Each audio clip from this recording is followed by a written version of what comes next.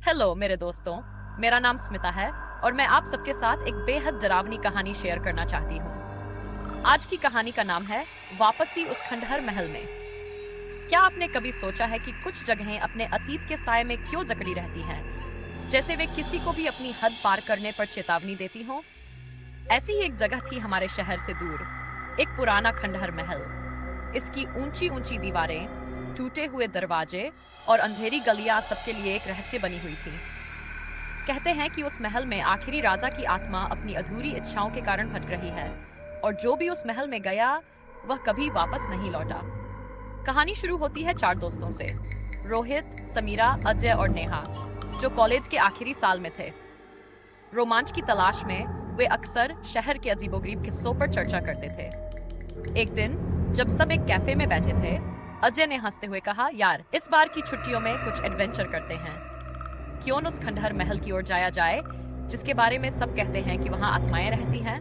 नेहा ने तुरंत हामी भर दी। बिल्कुल, मैं तो हमेशा से उस जगह को देखना चाहती थी। लेकिन समीरा का चेहरा चिंता से भर गया। उसने धीमी आवाज में कहा, वहां जाना खतरे से खाली नहीं है। मैंने दादी से सुना है कि वहां जो भी गया कभी नहीं लौटा। हालांकि रोहित ने उसे हल्के में लिया। ओह, ये सब कहानियां हैं। लोग यूं ही डर फैलाते हैं। हम सिर्फ एक रात वहां बिताकर वापस आ जाएंगे और खुद साबित कर देंगे कि ये सब झूठ है। आखिरकार समीरा भी दोस्तों के दबाव में आ गई और उन्होंने अगले ही दिन रात में महल जाने की योजना बनाई। रात के समय महल और भी खौफनाक लग रहा था। हल्की चांदनी चारों ओर फैली थी, जो महल की दीवारों पर डरावनी परछाइयां बना रही थी। जब उन्होंने मुख्य दरवाजे को धक्का दिया तो एक भयानक चरमराहट की आवाज ने उनके रोंगटे खड़े कर दिए। अंदर घुसते ही एक ठंडी हवा का झोंका आया जो सीधे उनकी हड्डियों तक जा पहुंचा। रोहित ने माहौल हल्का करने के लिए मजाक में कहा, लगता है राजा साहब ने एयर कंडीशनिंग का इंतजाम कर रखा है। अजय और नेहा हंस दिए, लेकिन समीरा की आंखों में डर और बढ़ गया। महल के अंदर हर कोने से अजीब सी सरसराहट की आवाजें आ रही थीं। दीवारों पर लगे पुराने चित्र, जिनके चेहरे समय के साथ धुंधले हो चुके थे, अब ऐसा लग रहा था जैसे वे उन चारों को घूर रहे हों। यह जगह सच में अजीब है, अजय ने फुसफुसाते हुए कहा। अचानक एक दरवाजा खुद ब खुद चरमराता हुआ खुला।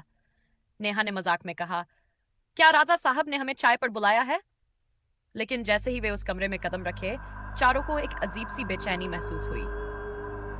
कमरे के बीचों बीच एक विशाल पुराना शीशा था। उसकी सतह पर धूल की मोटी परत चढ़ी थी, लेकिन फिर भी उसमें कुछ असामान्य था। जैसे ही रोहित ने शीशे पर से धूल हटाई, उन्होंने देखा कि उसमें उनकी परछाइयां 4 की जगह 5 दिखाई दे रही थी। ये कैसे हो सकता है? नेहा की आवाज घबराहट से कांप रही थी। समीरा ने डर से धीरे धीरे शीशे में देखा और तभी एक धीमी ठंडी हंसी पूरे कमरे में गूंज उठी। उस पल चारों ने महसूस किया कि वे अकेले नहीं थे। वह 5वीं परछाई हिलने लगी और उसकी जलती लाल आंखों से उन्हें घूरते हुए बोली, तुम्हें यहाँ नहीं आना चाहिए था।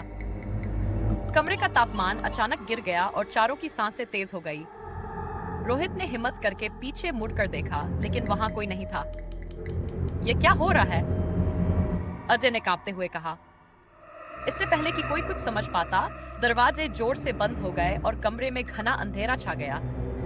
एकाएक महल के बाहर तेज हवाओं की आवाजें आने लगीं और ऐसा लगा जैसे दीवारें उनके चारों ओर सिकुड़ रही हों। समीरा ने चीखते हुए कहा, हमें यहाँ से भागना होगा।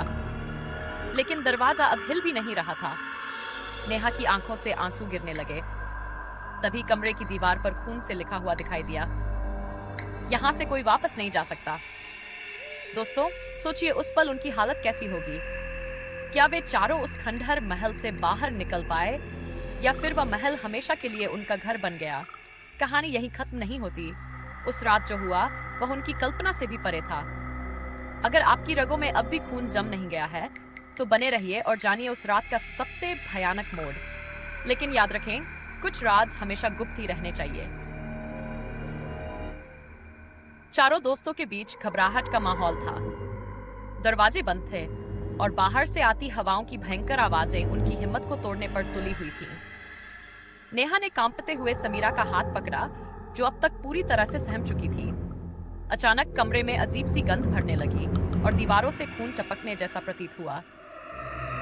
रोहित ने अपने होश संभालते हुए कहा, हमें जल्दी से कोई रास्ता ढूंढना होगा, वरना हम सब। उसके शब्द अधूरे रह गए क्योंकि तभी एक साया धीरे धीरे उनके सामने प्रकट हुआ। वह एक बूढ़ी औरत का था, जिसकी आंखें पूरी तरह से सफेद थी और चेहरा डरावना था। उसने अपनी कांपती आवाज में कहा, तुम्हें पता नहीं है कि तुमने क्या जगा दिया है। वह आत्मा अब जाग चुकी है और उसकी भूख सिर्फ तुम्हारे खून से ही शांत होगी। अजय ने घबराकर पूछा, कौन सी आत्मा? हम यहाँ कैसे फंसे? बूढ़ी औरत ने एक ठंडी हंसी के साथ कहा, तुम्हारा भाग्य अब इस महल के साथ बन चुका है। जो यहाँ आया वह कभी नहीं लौटा। रोहित ने तुरंत समीरा की ओर देखा और कहा, हमें एक साथ रहना होगा। अगर हम बिछड़ गए तो ये महल हमें एक एक कर निगल जाएगा। लेकिन तभी एक तेज चीख सुनाई दी।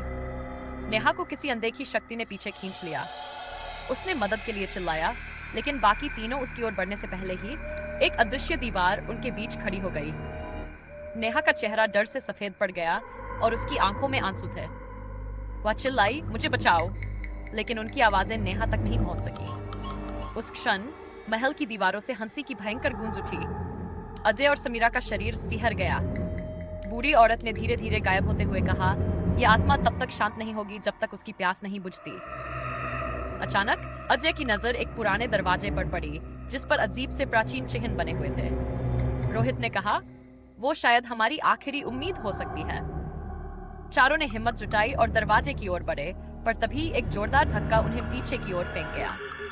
कमरे के बीचों बीच एक धुंधली परछाई प्रकट हुई, जो धीरे धीरे साफ होती जा रही थी। वह वही आत्मा थी, राजा की आत्मा, जो कभी शांति नहीं पा सका। उसकी आंखें लाल थी और आवाज गहरी और गूंजती हुई, तुमने मेरे महल में कदम रखा, अब तुम सब इसके हिस्से हो। समीरा ने कांपते हुए रोहित की ओर देखा। हम क्या करें? रोहित ने अंतिम बार कोशिश करते हुए जोर से चिल्लाया, हम यहाँ से बाहर निकलेंगे, चाहे कुछ भी हो जाए। लेकिन जैसे ही उन्होंने कदम बढ़ाया, कमरे में अंधेरा फैल गया। अब सिर्फ एक चीखें सुनाई दी और फिर सब कुछ शांति में बदल गया। सुबह की पहली किरणें महल की खिड़कियों से झांक रही थीं, लेकिन भीतर चारों दोस्तों का कोई नामो निशान नहीं था। क्या वे कभी वापस लौटे, या महल ने उन्हें हमेशा के लिए अपनी कैद में ले लिया?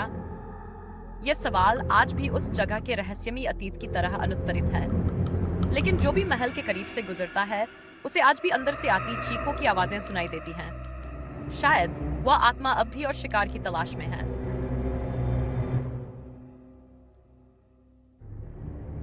तो दोस्तों, यही थी वापसी उस खंडहर महल में की कहानी। उम्मीद है कि इस कहानी ने आपकी रगों में सहरन दौड़ा दी होगी और आपके दिल की धड़कनें तेज कर दी होंगी। अगर आपको ये कहानी पसंद आई हो तो कृपया इस वीडियो को लाइक करें, अपनी राय कमेंट्स में शेयर करें और अपने दोस्तों के साथ शेयर करें, ताकि वे भी इस रहस्यमयी अनुभव का हिस्सा बन सके। और हाँ, हमारे चैनल डार्क विस्पर्स को सब्सक्राइब करना ना भूलें, ताकि आपको ऐसी और भी डरावनी कहानियां समय समय पर मिलती रहें। धन्यवाद दोस्तों, फिर मिलते हैं एक और भयानक